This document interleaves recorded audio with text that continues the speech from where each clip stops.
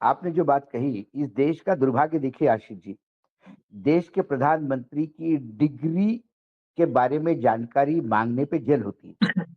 हुँ, हुँ, जबकि आदमी अपने आगे लिखता है, हुँ, इंजीनियर, बीकॉम, पहले तो हुँ, ये मतलब आज भी आप गाँव में जाओगे तो उसके आगे नीचे एलएलबी, फिर बीकॉम, हुँ, एमए, पीएचडी, बहुत बड़ा किसी के कार्ड पे तो हमारे श्रीकांत जिचकर थे, स्वर्गीय है अभी, वो बड़े युवा नेता थे कांग्रेस के।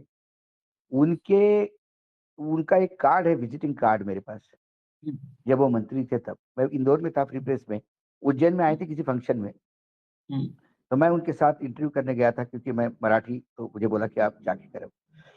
तो उन्होंने मुझे कार्ड दिया, वो कार्ड मैंने सँभाल के रखा था क्योंकि कार्ड पे डिग्रियाँ नहीं आ रही थी, इतनी डिग्रियाँ थी उस आदमी के पास। आईपीएस से लेके IAS, one of the most qualified. हुँ, लेकिन जैसा कि होता है कि जाने लगते, वो फर्जी डिग्री वाले लोग ही आगे जाते हैं, ये मैंने देखा राजनीति में। हुँ, तो वो गर्व के साथ डिग्री देते थे और आज भी हम बात करते हैं, वो कार्ड दिखाता हूँ मैं तो ये होता है एजुकेशन। आदमी अपने यूनिवर्सिटी गर्व के साथ बोलती है कि हमारी यहाँ इस वाले हैं, इतने राष्ट्रपति हमारे यहाँ से पढ़ के गए हैं। लेकिन गुजरात विश्वविद्यालय को शर्म आती है कहने में कि हमारे यहाँ प्रधानमंत्री पढ़े हैं। हुँ। उनकी डिटेल्स देने में वो गोपनीयता और राष्ट्र सुरक्षा का मामला बताया जाता है। ये ऐसा फर्जीवाड़ा हमारे देश में हो सकता है और कहीं नहीं। अरे कई लोग थे जो लेकिन पढ़े लिखे नहीं थे भाई। हमारे वसंत दादा पाटिल थे महाराष्ट्र में मुख्यमंत्री, कोई पढ़े लिखे नहीं थे। कोई डिग्री नहीं थी उनके पास, लेकिन बेस्ट मुख्यमंत्री रहे। कौन सी धीरूभाई अंबानी के पास डिग्री थी मार्केटिंग की? जिनके बेटों को उन्होंने अमेरिका विदेश पढ़ाया, वो तो कंपनियां डुबा बैठे। और जिसने कोई डिग्री नहीं थी, उस आदमी ने साम्राज्य खड़ा कर दिया। अनिल अंबानी ने डुबा दिया। हुँ, तो आदमी की सच्चाई होती है, सच्चाई। इसके डिग्री को लेके भ्रांतियां हैं। इसका मतलब स्मृति ईरानी का पूरा जीवन, व्यक्तिगत जीवन पे मैं कभी टिप्पणी नहीं करता आशीष जी, किसी को हुँ। प्रोग्राम में।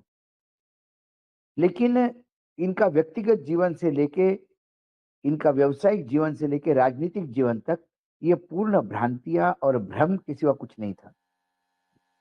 इसीलिए शायद बीजेपी में फिट बैठी क्योंकि यहाँ भ्रम ही चलता है। भ्रम ही चलता है। हुँ, मुझे गोपीनाथ मुंडे जी ने कहा था हुँ, कि ये तो नरेंद्र मोदी जी के खिलाफ धरने पे बैठने गई थी हाँ, अहमदाबाद में। फिर मोदी जी ने गोपीनाथ मुंडे जी को फोन किया, जो गोपीनाथ जी ने मुझे कहा हुँ, कि बोले फिर नरेंद्र भाई का फोन आया कि कौन है भाई बॉम्बे की एक्ट्रेस मेरे खिलाफ यहाँ गदर काट रही है जबरदस्त।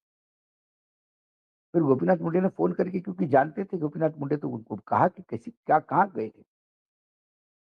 तो वो बाद में नरेंद्र मोदी जी उनको राज्यसभा ले आए। ये है दुनिया का सबसे चिपकू और मजबूत वाटरप्रूफ ग्लू जो कि किसी भी तरह के लीकेज को अपनी मजबूत तो वो बाद में नरेंद्र मोदी जी उनको राज्यसभा ले आए।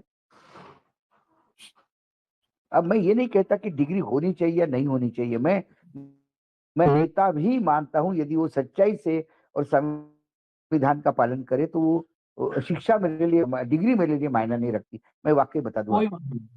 हुँ, हमने पत्रकारिता में कोई डिग्री नहीं ली आशीष जी, मुझे लगता है आपने भी नहीं ली। हमने भी नहीं ली। लेकिन जो डिग्री वाले हैं, जो बड़े-बड़े इंस्टीट्यूट से सीख के आए, जो विदेश का कोर्स भी करके आए, वो हमको मालूम है कैसे दलाली करने पे उतर आते हैं। ये महिला मंत्री बनती हैं, मंत्री बनने के बाद इसके डिग्री का ये हो जाता है।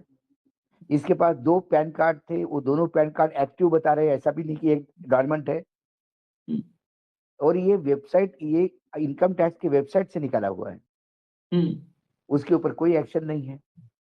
उसके बाद इनके बेटी के होटल को लेके, रेस्टोरेंट को लेके जो गोवा में था, उसमें बवाल हुआ।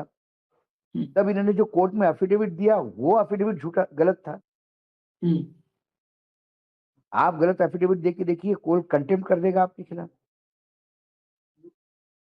मतलब आप यदि एक राजनीतिक दल है जिसका नाम भारतीय जनता पार्टी है, यदि आप उसमें हैं, तो सारे गुनाह माफ है।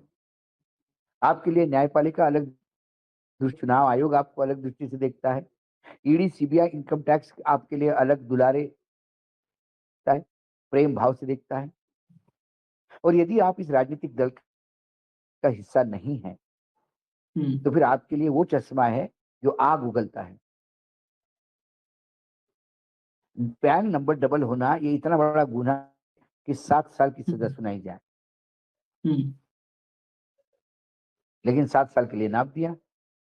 हम्म, ये आजम खान को अंदर बाहर करते रहेंगे, और मुझे डर है कि कभी अंदर जाए तो कभी कोई बुरी खबर नहीं आए, क्योंकि अब एक तो उनकी उम्र हो गई है, हम्म। दूसरी बात उत्तर प्रदेश में जेल में हत्या या पुलिस कस्टडी में हत्या ये आम बात है। कभी गाड़ी उलटती है, कभी नंबर 1 पे पुलिस पुलिस के बीच बीच हाँ, जब पुलिस पूरी तरह से पूरी पुलिस आपको प्रोटेक्शन में लेके जा रही है, उसके बीच में कोई छिछोरा एक बंदूक से गोली मार के निकल जाता है, हम्म,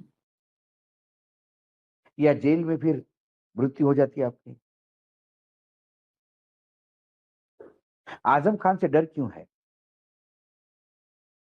क्योंकि वो एक राष्ट्रवादी मुसलमान है, क्योंकि वो अपने समाज के साथ साथ भारत की बात करता है। हम्म, कौन सा सिमी का आरोप है उनपे? कम से कम इतनी तो नैतिकता है कि कुंभ के समय जब मंत्री थे और कुंभ में रेलवे पे भागदौड़ मची थी और लोग मरे थे, तो उन्होंने कहा कि मैं इस्तीफा। जब लोगों ने कहा कि रेलवे का हो गया, उन्होंने कहा कि नहीं ये, लेकिन इंचार्ज तो कुंभ का मैं था ना, और यहाँ कुंभ में हादसा होता है, मरने वालों का आंकड़ा अभी तक नहीं मालूम, फर्जी आंकड़ा दिया जाता है, और 15,000 से ज्यादा लोग आज भी लापता है कुंभ होने के बाद। कहते गंगा में बह गए होंगे, और इस्तीफे की नाम नहीं लेते। बहुत सारी कमियां हो सकती है, भ्रष्टाचार के आरोप हो सकते हैं। कौन सा नेता भ्रष्ट नहीं, मुझे बताइए। पूरी कैबिनेट में मुझे सामने बिठाइए, कौन भ्रष्ट नहीं, हम बताते हैं आपको। लेकिन मानिए तो सही, आपके पार्टी के लोग हैं तो भ्रष्ट हो